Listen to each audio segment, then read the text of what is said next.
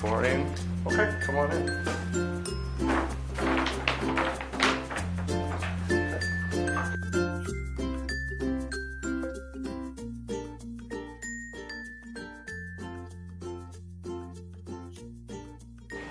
In the past 10 years. In the past 10 years. In the past 10 years. In the past 10 years. In the past 10 years. Dès les 10 années dernières. In the past 10 years and beyond.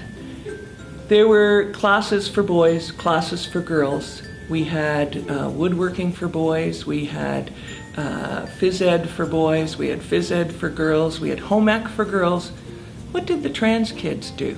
I can remember growing up, and in the toy department, for every He-Man action figure, there would be a She-Ra action figure. So for every male version of a toy, there was a female counterpart. I remember 10 years ago at a previous site that I worked at, when I first got appointed to the school, the students came to see me first, and I was really impressed that they had asked me to be part of their club.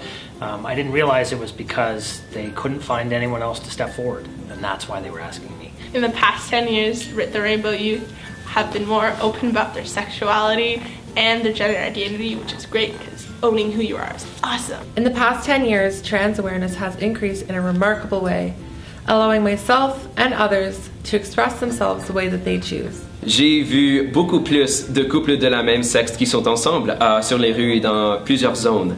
I feel like I've been able to express myself with more confidence because of the things that I've been able to learn that are now provided for young people so much more than previous years. That line is being kind of disintegrated nowadays, and everything's being seen as gender neutral. So what's good for one group is good for another. For instance, a certain building block company came out with a girls' version of their toy, and it was absolutely ridiculed because they felt, why do you need to all of a sudden focus on pinks and purples and call it girls, whereas you just should be focusing on the problem solving and that sort of aspect.